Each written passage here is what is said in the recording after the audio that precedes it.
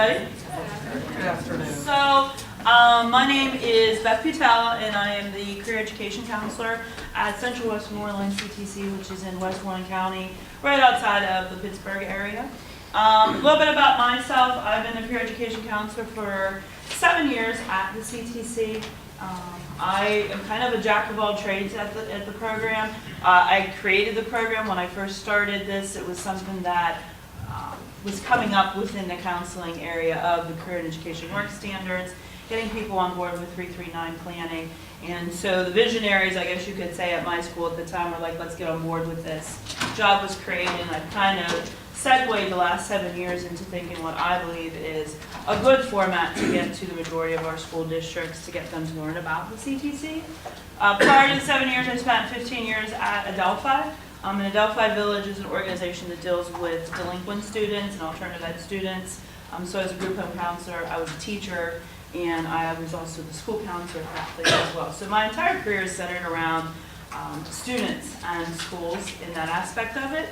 But in terms of the CTC and Career and Tech Ed, I'm fairly new. So out of curiosity, how many of you have been in the CTC world for 20 plus years? 15 or more years? 10 or more? 5 or more? Brand spanking new. All right. Well, welcome to this. So, for those of you who are just coming in, but you kind of missed our Aretha Franklin respect music. And when I was starting to get ready for this, I was thinking, what can I just get people motivated? And it is the end of the day. We're all tired. We're still full from lunch. We're trying to figure out dinner plans and everything else. So I did choose the respect one. For those of you who are probably newer into the CTC field, sometimes CTCs don't get the respect that they're deserved. And we have a hard time, depending on where you are from, what our school districts are doing to show them how we can really help their schools, how we can really get these students out into the real world and get jobs. So some of the information for those of you who've been here for a while, you might be like, I've heard this so many times. But what we want to do, what I want to do in this, you are not listening to me talk for an hour. So I do want discussion. I do want you guys to answer questions and give suggestions. My biggest thing for leaving here is that everybody at least leaves with one new idea, one thought that they can take back with them and say, you know what, we got to try this. Or maybe this is how we get that stigma erased from what a CTC is. So with that being said, your first assignment, and I know you all have a great paper. I did not give you the entire PowerPoint because I didn't want to kill trees. But if you want, you can email me and I will send it to you if you wanted some pieces of that. But maybe somewhere on your piece of paper, you could jot this down for me. What is your first thought of a VOTAC? When I say the word VOTAC, what's your brain tell you? And I can see some of you already have your answer in your head. You're not even going to write it down.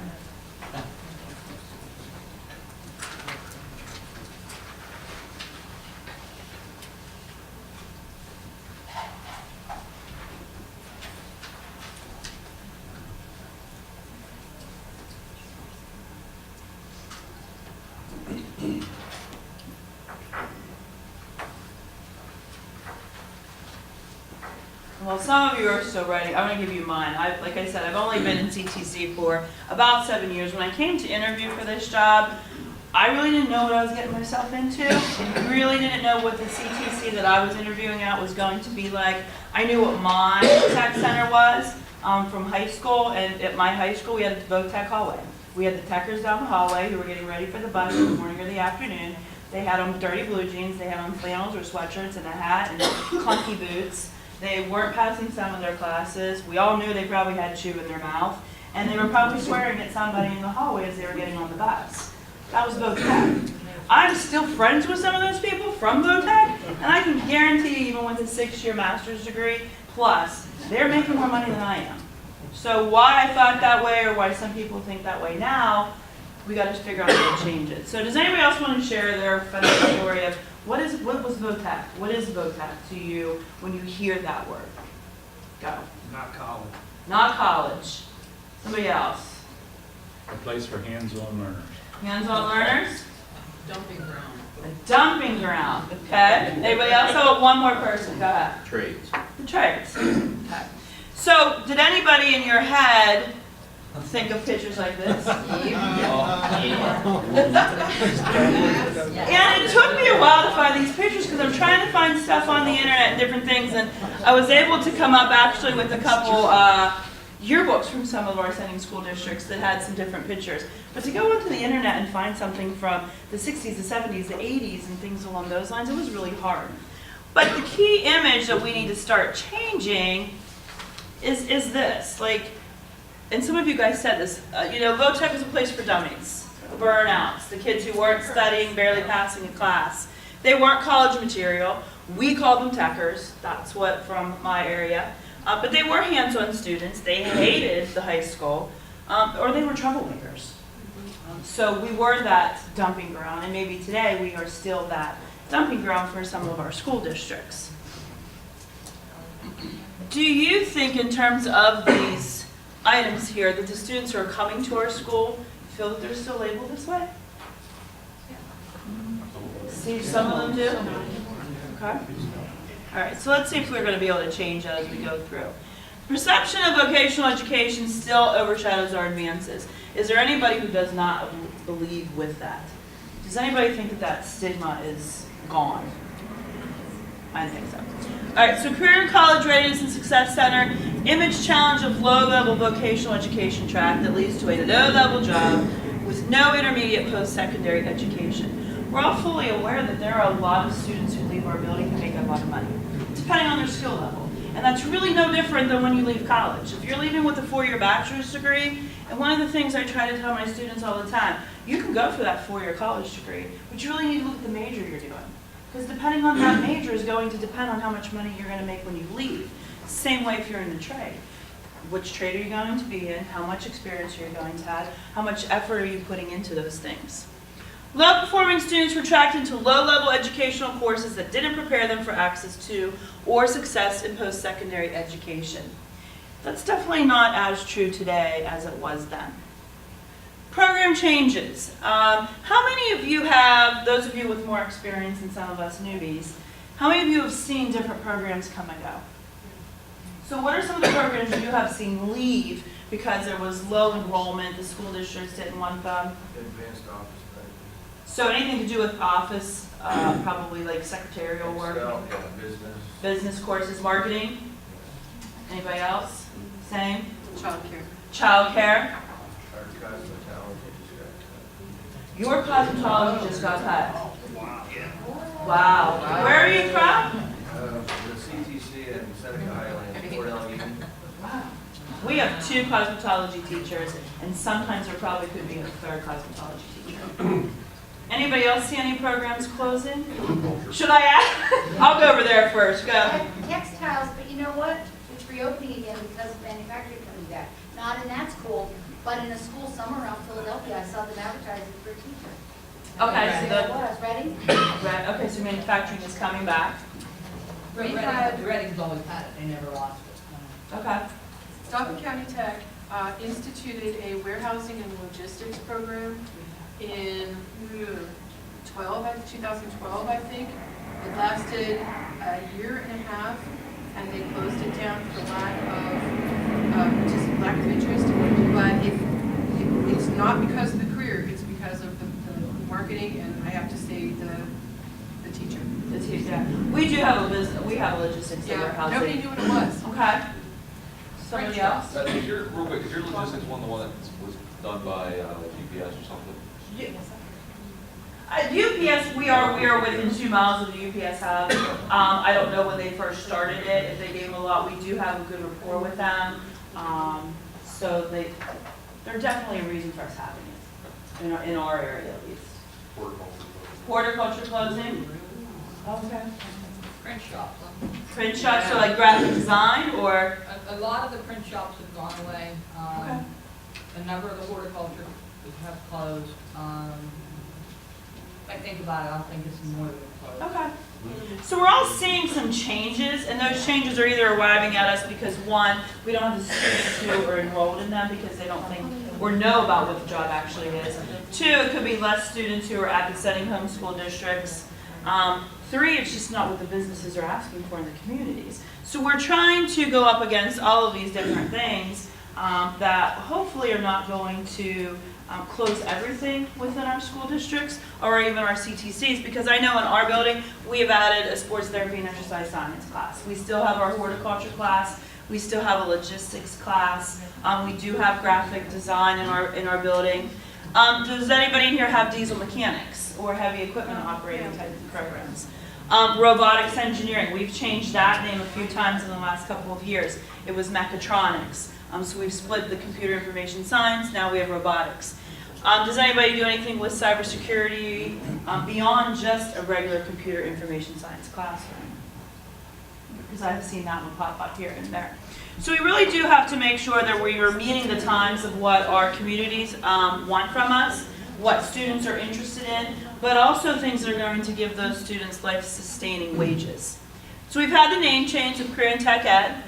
We're not just for the dummy student who doesn't want to go to college. We have more students from all academic levels and more articulation agreements and industry certifications. With that being said, how many of you, and this will come up again later, have gifted students in your school? Like, you know that they have a gifted IEP, taking the gifted classes. How many of you have a student population of anywhere from 25 to 35% of special ed students? Or more, maybe. Okay. So that can be why we get that stigma. And as we keep going here, comes up to the next question. A lot of things that are happening in the home school districts, STEM classrooms. Science, technology, the engineering, and math. How many of you within your buildings highlight that you are a STEM classroom? Like, do you have brochures? Do you talk to your home school districts about you being a STEM classroom? And do your home school districts look at you as a STEM classroom? No. So why not? Well, here's almost, we have 10 sending districts. So do we. Everyone has their own STEM program. Okay. At every grade level or just at the high school? At elementary and high school. So, Okay. so when they view us, we're actually kind of getting behind now. We're getting far, because the schools are getting more equipment. They're getting the new stuff. Yeah, they're getting the new stuff, and we're Okay. kind of, Slacking. hovering. Yeah, Anybody else think that's happening at your schools as well? Thoughts? Well, we have a few programs in the high schools where they will offer pieces, because I don't know if that's the way it is for all CTCs, but ours is the duplication services that are, it's in our article of agreement, they can duplicate programs that we have. Okay. But they can take part of it And and use say, it. like our graphic arts program will do t-shirts, but the one high school has a t-shirt printing class, but it's not graphic arts, so. Interesting. Okay. Go ahead. to counteract that, the high school, if we have a program that is not offered in homeschool, they have to provide transportation to us for that. So they a lot of times will write it in, so it's wording like then they don't have to send it to us. I know within the time frame that I've been at our school, we had a CAD program and that did close because so many of the homeschool districts were doing CAD-related classes and we just weren't getting the same numbers. Academic levels to your home schools. Do your sending teachers, even the principals and stuff, and your school counselors, do they know that there's college level reading material in your classrooms? What math levels are needed? You what? We tell them, but they still, They don't get it. no, I don't even know if they've seen a book. I mean, From a tech school? Yeah, textbook from our, from text. Okay. Do they understand the computer programming or even the program of study information? So then I guess even going back to, well, here's a question to you guys. Do you share a program of study information with your home school district beyond the high school counselor? We have to get an audience with the students. That's the hard You part. do have to get an audience with the students, so to get parents, to get teachers, to get, sometimes the school counselors are usually there, but maybe middle school counselors. Our goal at our school and even within our county for some of our other CTCs is how are we reaching out to those teachers? How many of you, beyond having a school tour, bring in middle school or high school teachers to tour the building for more than an hour? Okay. How many of you know that there are teachers in your district who have probably not stepped foot on your soil for 20 plus years? So, one of the presentations my administrator and I did yesterday was we've been doing things at the middle school level of getting in counselors and middle school department heads, middle school teachers to spend a full day with us and go and visit some of our classrooms so that they can start making those connections. And we're hopeful that that is one way that we're going to begin to reduce that stigma of who we are and what we're doing. Because we've had a lot of people say things I didn't know this happened here. Yeah, I can hear the smirks. So now, CTC, this is what we look like today, completely different than the pictures from earlier.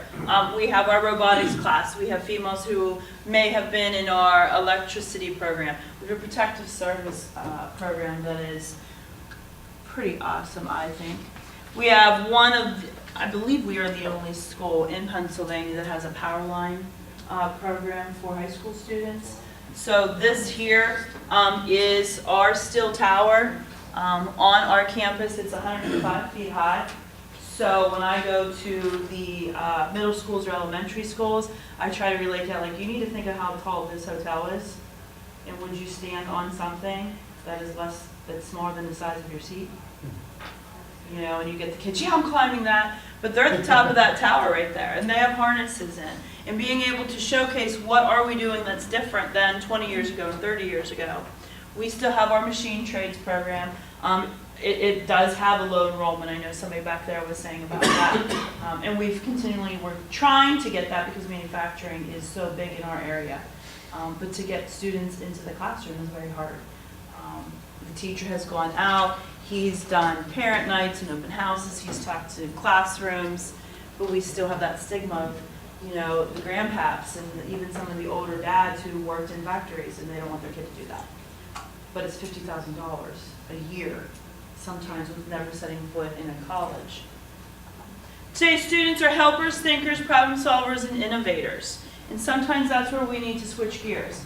You know, instead of that being the tech student, they're the problem solvers. Because as you walk down your hallway, they're problem solving what's wrong with your car, what's wrong with your toilet, why didn't my food taste good because I didn't add the right amount of salt or pepper or whatever. You know, are they thinkers? How are we going to get this person out of the car when it's flipped out? And just by developing a different mindset in our buildings, and which all of you probably do, and those of you who are newer, maybe you can say, how are you doing these things? The innovators, the creativity that's happening in our school on a regular basis. So what do you guys think about in terms of your strategies to highlight the academic level of your students to other people? Whether it's your community, whether it's your parents, whether it's your teachers. Are you still using that word tech? Or are we using words like this? I always made sure that they understood that the kids can go to college and still come to the tech school. I think that's very important. Because that message had gone out the opposite for years and years and years and years. Okay. You either go there or you go to college, and that's not true. Absolutely not And you true. know, they can go to a regular four-year university, or they can go on to a two-year post-secondary trade school. Absolutely. Such as Penn College or Stevens College of Technology.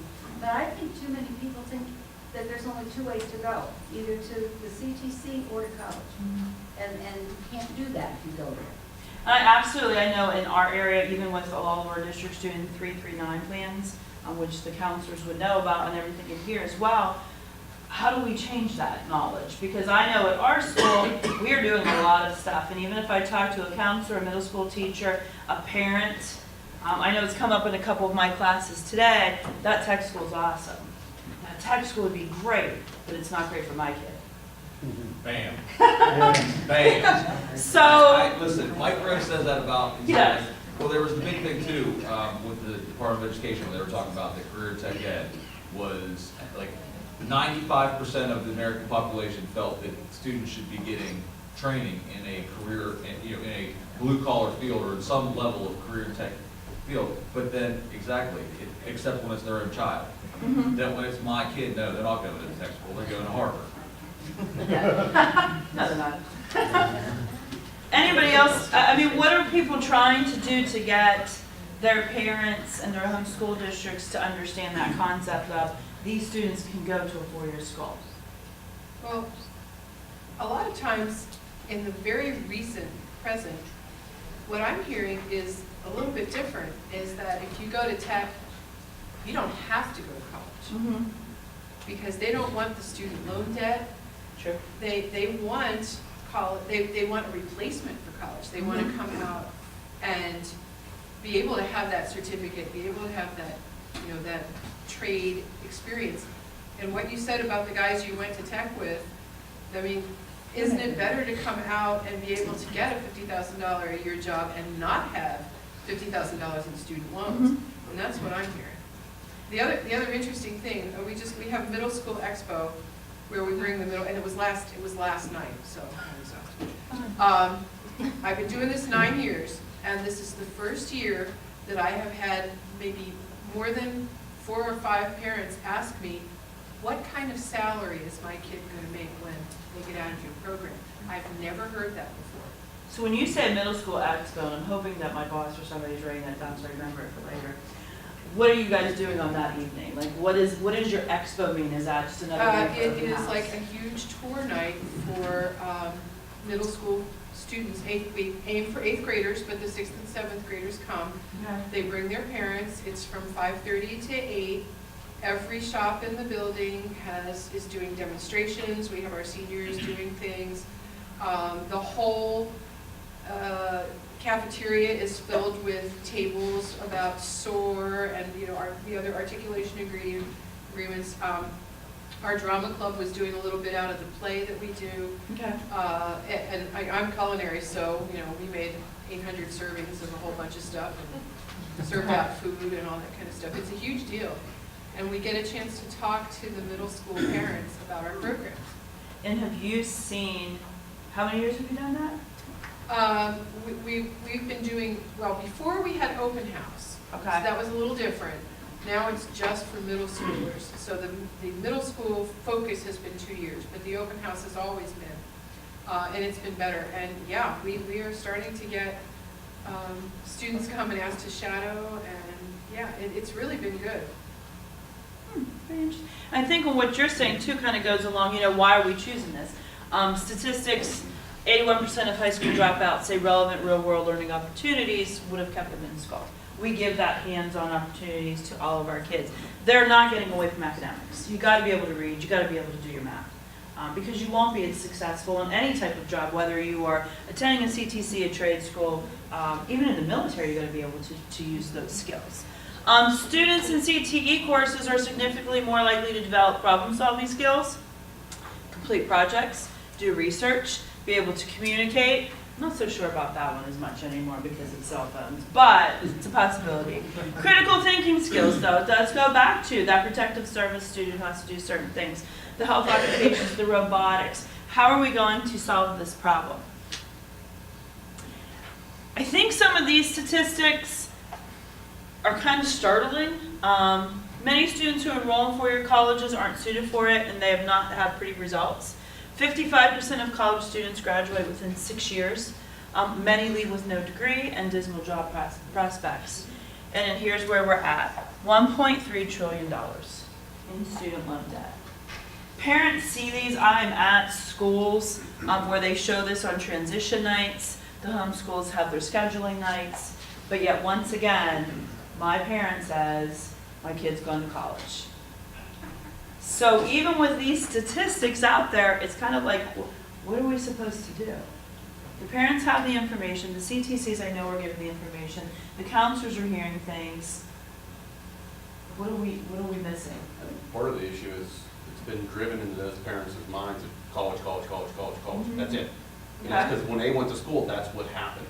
And to get through that rotation, Uh-huh. I have a lot of students whose parents will come in and as a kid will tell them, my parents don't want me coming here. They'll come to an open house and the parent will talk to the instructor in the building and they'll end up coming.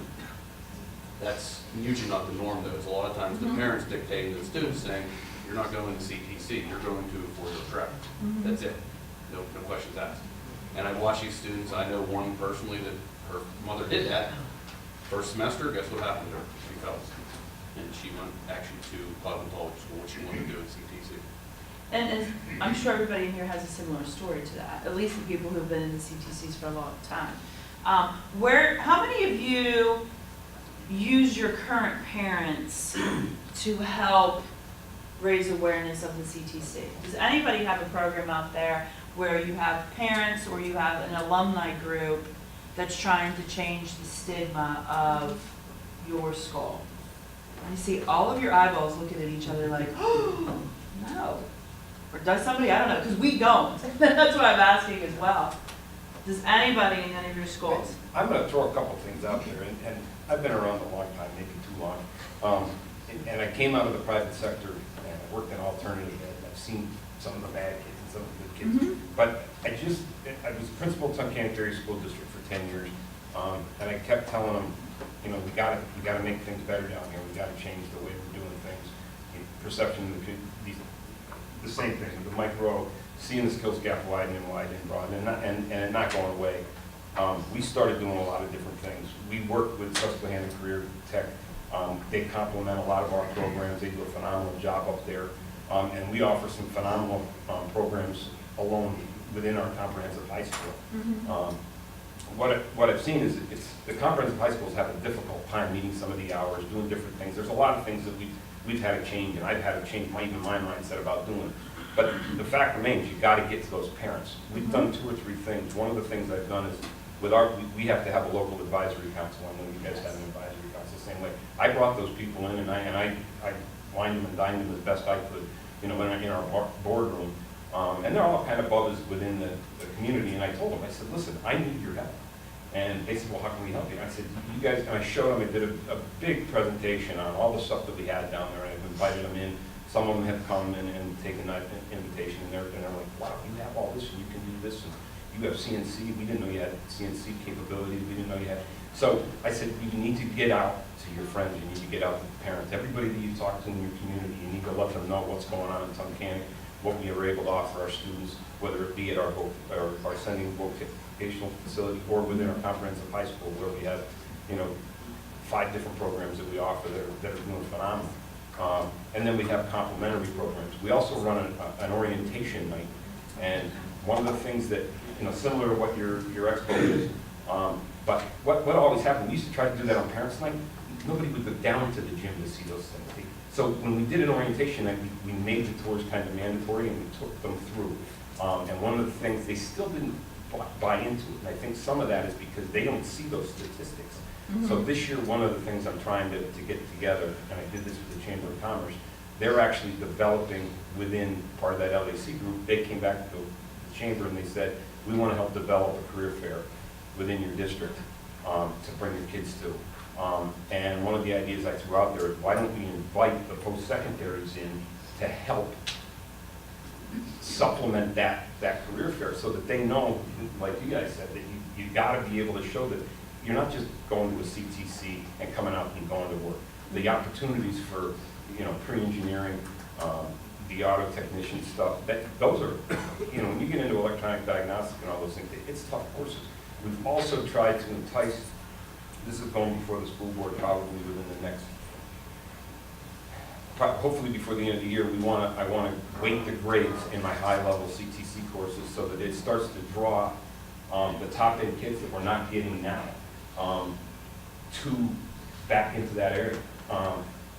We put a 3D printer down in the hallway so that some of the kids walking by would say, hey, look at that, what's going on with that? I want to play with that. So to help draw people into the engineering lab. I'm just throwing some stuff out there. Whether it's going to work, I've been in this capacity as career director of career and technology, I guess we can call it, for less than a year. You know, just starting this school year. But I've been working with it now for 10, trying to change this stigma. And those are some of the things we're doing. Okay. Is it making a difference? A little bit. That's something. What were you gonna say? A couple points. In one of the earlier sessions I was in today, one of the gentlemen said that they have a student that, he personally came to the instructor and said, do I go on to further my career, education in career tech, or do I go to work? And he goes, I can't make that decision for you, and they discussed it. And the student is making $60 an hour. And he's like this rock star, and he keeps coming back. Okay. And he's talking to the students, and that's your PR. Mm-hmm. That's your piece. And that's a big part, is he's helping them within. And the other thing that I see in my own home community is, I have parents that are college graduates that are seeing the light that their own students, their own children, are going to career tech. Because they see that that's the fit for their child. So in certain parts of the state, certain things are probably maybe happening quicker, where people are realizing CTC can definitely be the way to go, and they're understanding this whole dynamic of college is not probably gonna lead us all to the same place. Because they're realizing, one, I don't want to put their I can't child afford it. more than, they don't want to, well, and it's not the answer for their child. Mm-hmm. I mean, seriously, if people want to be honest with themselves, that's what it's all about. Mm-hmm. I mean, and look how many kids go to college and they flunk out. Yes. They rack up debt and they flunk out. And that's where that $1.3 trillion comes from, which is good. Now, how many of you actually have former students that you have brought back into your classrooms to talk to the kids? So you're doing that. It might not be an actual alumni association, but you have brought those students back in. And sometimes I know in our school, we're going to try to put together an alumni association, really of those people who have been success, who are out there working, who have multiple areas of connections that we can start using. So there are ideas I know that we've attempted. One of the other things in our building is just trying to get information from our staff. What are they able to do? You know, we might get parents at open house. We have parent nights and activities for them. You know, we've had our teachers say visit the school, understand the opportunities of being in the trades and skilled workers. You know, our community, sometimes the chambers are giving out a lot of information to the communities. We know where the jobs are. All you got to do is open up a newspaper, look online at the classifieds. There's at least 5 to 10 manufacturing jobs open all the time. Healthcare is a huge area as well. Put forth the effort and nothing but opportunity awaits. We had one of our employees say it's a great idea for a student to come to tech. They will have a trader skill that will get them a job forever. I see a lot of people in 10 different school districts. I have done presentations in front of groups of 7th and 8th grade.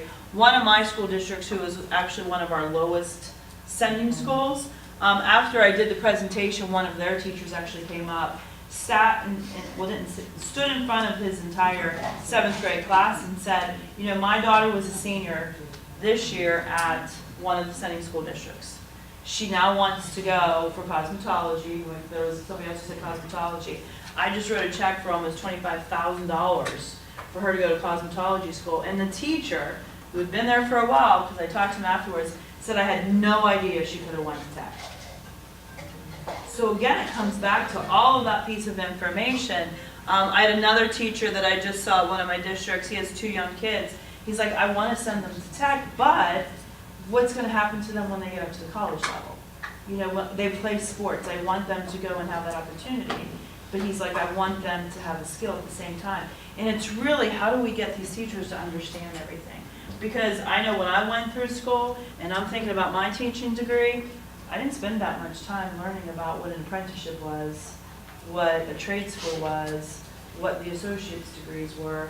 I knew bachelor's degrees. And that's where so many of our teachers are at. I know a bachelor's degree. And some of them don't feel comfortable enough explaining other options because they haven't been taught it, they don't know where the information is. Huh? Seriously, Go ahead. they're a problem in itself. A lot of the traditional teachers. Absolutely. I mean, I think to remove this stigma and to figure out how we're gonna change things, there are so many dynamics. And I believe one of the biggest ones is the parents.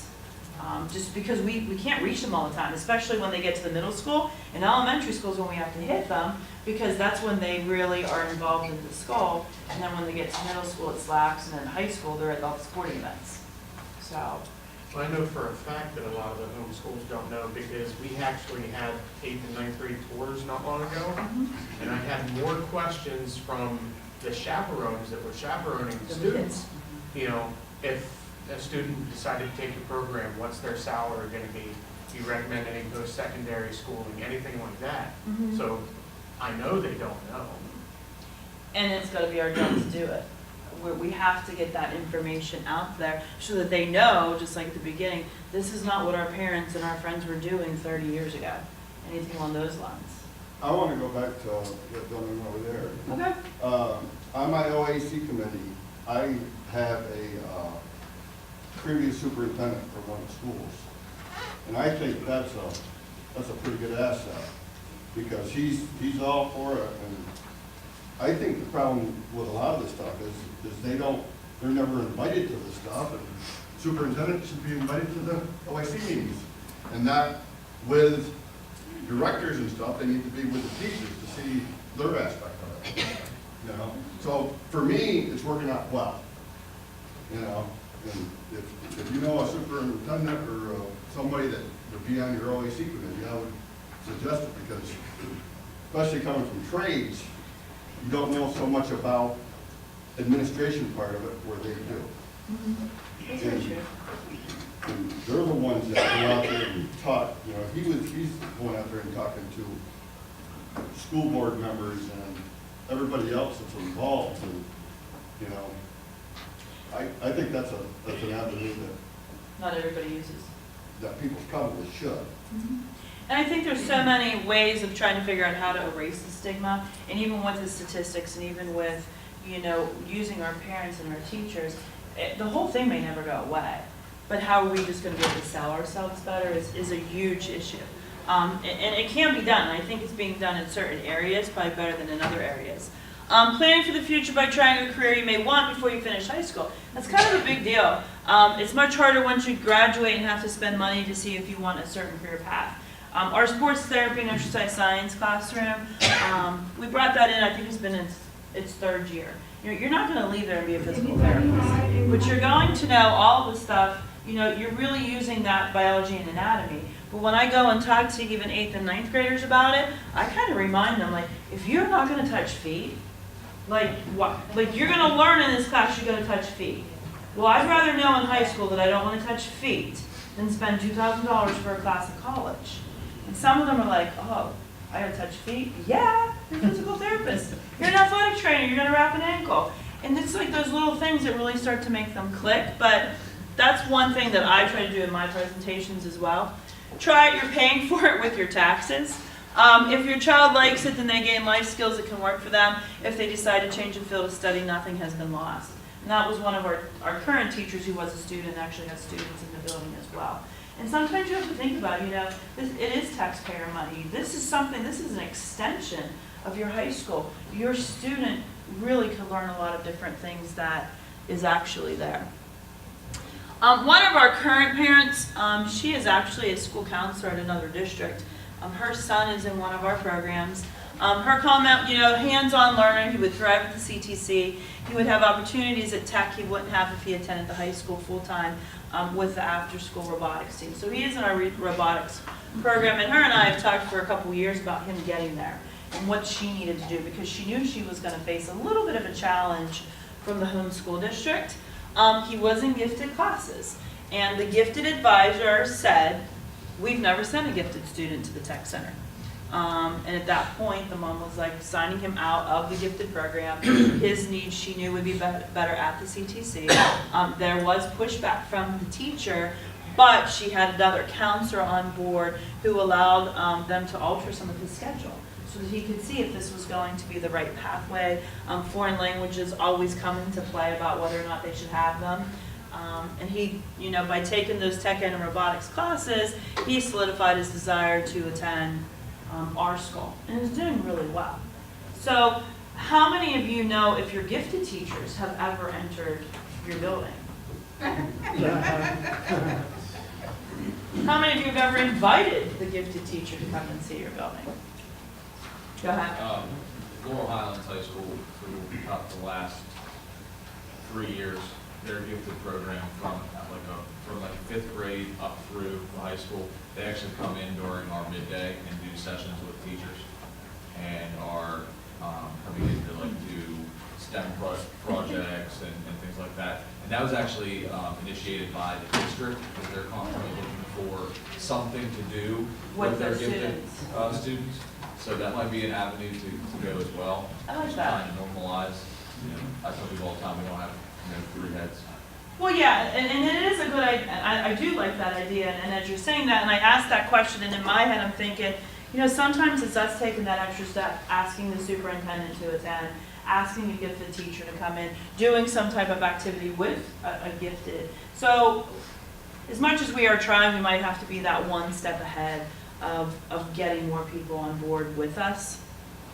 But changing that parent mentality, it is a huge obstacle. How do you guys get your information out to parents? We're in a little bit different situation because none of our sending schools have to send students. Yeah, we're like the only one in the state that's this way. Okay. But as a result, we have some schools that allow us to come into their school on an evening when maybe it's an open house, a parent night. Okay. There's times when a bunch of the Career Center teachers will get to talk to the students and the parents directly about what we do in our programs and that kind of thing. And I would think that from the rest of the Career Centers in the state, you have schools that have to send students, or at least have to send you money, to support your programs. Well, then why isn't it easier for you guys to say, hey, we need a night or we need a time to talk to the student body? I would think that that would be a lot easier to make happen, but I'm just playing devil's advocate here. How many of you for your home school district open houses have your teachers attend? Or set up a table at a transition or schedule at night? A handful. Okay. So it does happen. I have attended some open houses. I have spoken. I've had 1 or 2 districts who have asked me to come in and speak to parent groups. My experience is the guidance counselors aren't telling the students about it unless it's a student they want to get rid of. There's a lot, over my 11 years teaching, I've had a couple of students that have come into my program that went on to college to be engineers. Mm-hmm.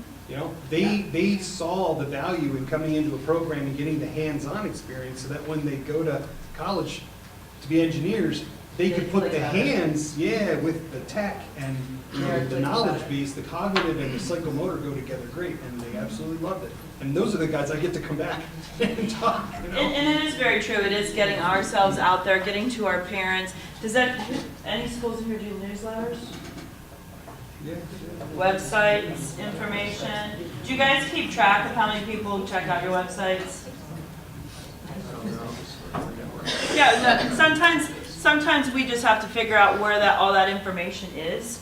And from doing this presentation even last year and talking to different people at different schools, here's one of the things we have in terms of changing our dynamics in-service opportunities. Asking that gifted teacher to bring in some people. At our school, we are now into our 3rd year of offering an in-service day to middle school teachers, counselors. And as we were talking about who we were inviting this year, we want a special ed teacher. We might invite a gifted teacher this year. Do you have somebody who is new in your induction program at the homeschool district?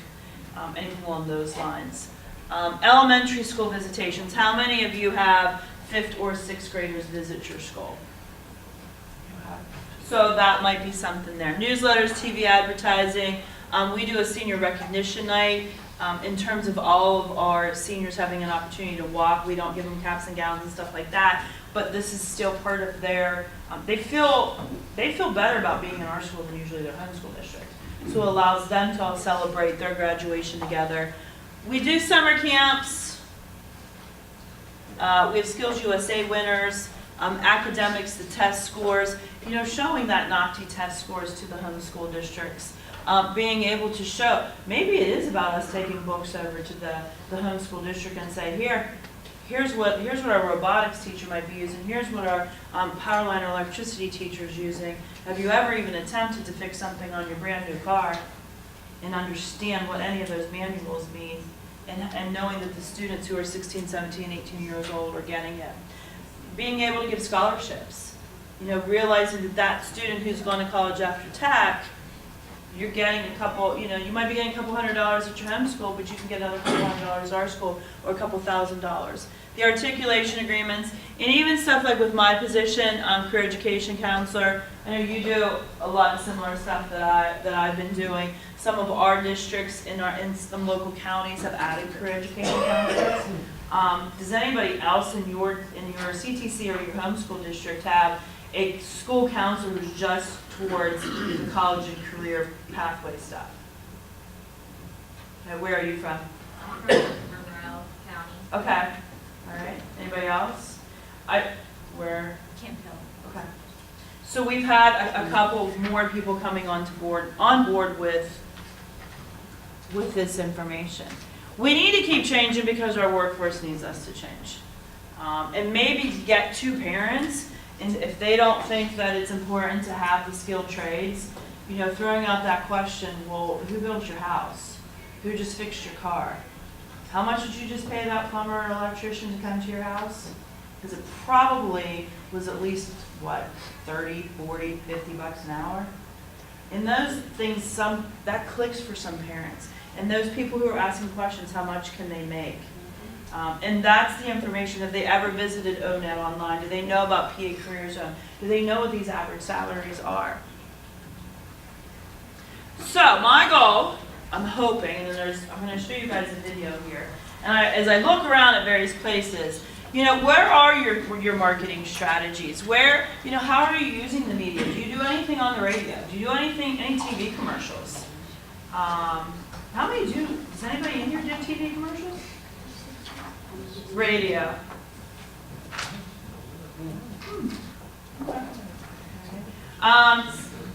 Those are things that not everybody has probably the capability of doing because of price. But my main thing is that you guys learned something today. That you were able to get something, okay, maybe we're going to try it. It might be the Gifted. It might be the Expo. Anything along those lines. Does anybody, before I show the video, which I'm praying is going to work today, anybody has something else to share about how we can change this image? Go ahead first. One of the things I noticed, I worked with new teachers for about 10 years in the city. And sometimes career tech teachers are their own worst enemies. I think we need to start from the inside out. Okay. So as far as how we behave, how we talk, who we talk to, what we say, what we allow the kids to call us in school. I go into a classroom and I hear kids calling a teacher everything but Mrs. So-and-so or Mr. So-and-so. And I say, why do you let them call you that? Who cares? I say, it's not professional. I think we need to look from within too sometimes. And because, the image, you need to be the change you want to see. Mm-hmm. And you hear that kind of thing all the time. But if you want respect for your industry, for our schools, you have to earn that respect. You have to make people respect you to show that you're worth being respected. And it is a two-way street. If we want to send these students and have these parents come in, we have to have the appropriate image to show them why we're worth it. That's a good comment. Go first, and then somebody else had their hand up. One of the things that we just did, it was in the spring, we actually had a professional company come in and do a promotional video, and they interviewed our administrators, students, they took a ton of footage, and I'll tell you, it turned out to be pretty amazing. And then we shared it on our website, and a lot of us that work there shared it on our own personal Facebook pages, and the response was crazy. People were like, we didn't know you had that program, or wow, that looks like you guys are doing so many cool things up there. So it really painted us in a positive light. And I would say, again, I'm sure it costs a lot of money, but if you have the opportunity to showcase what you're doing and get it out to the public, especially, parents are on Facebook. Kids aren't on Facebook, but the parents are on Facebook, and that's where we got a lot of feedback from not only parents of our CTC students, but of our junior high and our elementary students as well. Nice. Did somebody else have a handout? Go ahead. We, at DCTS, we have student ambassadors, Okay. and they're chosen from, they can be sophomores, juniors, or seniors, and I think there are about 28 of them or so. They're nominated by the teachers, and then when our guidance counselors go out to the various middle schools, they take about 5 or 6 of them at any given time, and the students actually participate in the demonstrations, and then they talk one-on-one to the interested students, and it makes a big difference, because coming from the students, they're all really excited about what we do. Yeah, and yeah, definitely, students may listen more to a student than an adult. Go ahead. The National Technical Honor Society We have that. is becoming more and more popular for the students. And Yes. I know that my son graduated from high school, and the principal would recognize the National Technical Honor Society as well as the National Honor Society students. So, and I don't know how many of those, principals do that when they're graduating, And that's true. Yeah, I know we give cords, so I know that the students at our school, I believe, have been able to wear their cords on their homeschool graduation. Right? Yeah, So I mean, ours did too. those are all good ideas, and again, it's kind of what I wanted you guys to get out of today, because we're all kind of in our own little world, and as soon as we get back, we're like, oh God, how are we gonna ever manage to do this, and this? But it's like that one spark, that one idea that says, you know what, we could try it this year. And then by going from internally and doing certain things, and then hitting our homeschool districts and our parents, the stigma is going to change, but it is something that's going to take a while. So what I want to end you guys with, I have a video from Westmoreland County. We have a forum group, and it's all of our superintendents, it's chambers of commerce, business leaders, school counselors, and some of those secondary people. Most of you, I know today in a couple of my classes, they have talked about the, I think it's the Pathways to Success video. It's the 127, Our county went and created a video that is specific to our region. We tried to play this yesterday, but technology wasn't working. So I want to try and give people the opportunity to see it today. Education is core to our county's economy. In order to align our educational systems to current local workforce needs, we must first understand the misalignment between the two. 60.9% of Pennsylvania students attend a college or university after high school. Many students do this because of charts like this, correlating higher earnings to higher education. This perception has fueled a college for all mentality, causing educators and parents to encourage students to go to school, major in anything, and a high-paying, secure job will follow. It is only after these students graduate and explore careers that they discover their degree may not prepare them with the skill set necessary for the demands of today's workforce. This misalignment between degrees and on-demand job skills of the workforce causes many college graduates to take gray-collar jobs where candidates are often overeducated at too little pay. Tuition prices have skyrocketed, outpacing inflation exponentially. Private four-year institutions increase their tuition by over 200%, and public schools a 270% hike since the 1970s. However, going to college still has many pros.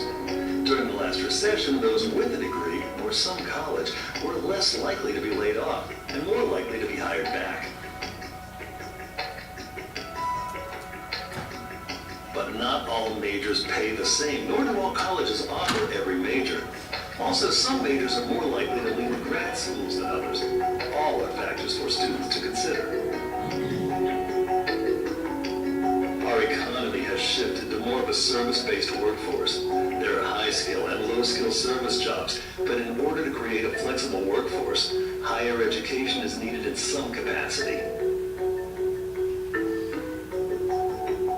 Today's employment Employment projection predicts growth in 30-plus occupations that require an associate's degree or less to obtain, and also have wages higher than the county's per capita income.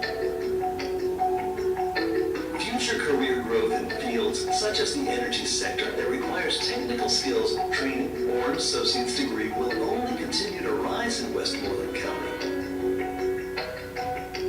By the year 2020, retired individuals will increase 56%, school-aged children will decrease 15%, and the workforce will lose 7,292 people, comparable to the city of Menneson's population. This adds up to a problem. The workforce is in peril. The baby boomers had fewer children than their respective parents did, and as a result, school enrollment dropped to 10% in 7 years, all while manufacturers are in desperate need of workers. The true ratio of jobs in our economy is 1 to 2 to 7. For every job requiring a master's degree or more, there are 2 jobs that require a bachelor's and 7 that require an associate's or less. These jobs are in high demand, and this ratio is across the board. It was the same in 1950, the same in 1990, and will be the same in 2030. The economy may grow, but the ratio remains the same. The college for all rhetoric that dominated society needs to be broadened to a post-high school credential for all. Students are not on pathways to success right now, costing them and us millions. By changing the focus of educational and career success in Westmoreland County, we can begin guiding students on obtaining a career and being financially stable. But how do we start? Let's say you were considering a career as either an electrician or a business manager. The average annual income for electricians is $51,000. A business manager, $105,000. So at first glance, it looks as if obtaining a bachelor's degree in business is a no-brainer. But when you consider skills, abilities, and aptitudes, this adds a whole new dynamic.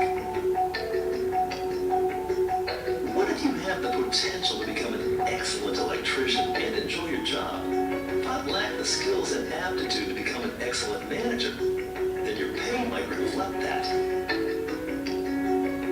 You would then discover that electricians near the top of the pay scale make around $86,000, far higher than the income of a manager near the bottom of the pay scale at $52,000. In today's highly technical, knowledge-based economy, having hands-on skills and perfecting what you're good at can be more valuable than getting a degree in something simply to get one. Employers can help students discover what they're good at and interested in by offering learning seminars, paid internships, and apprenticeships so they can explore careers around them.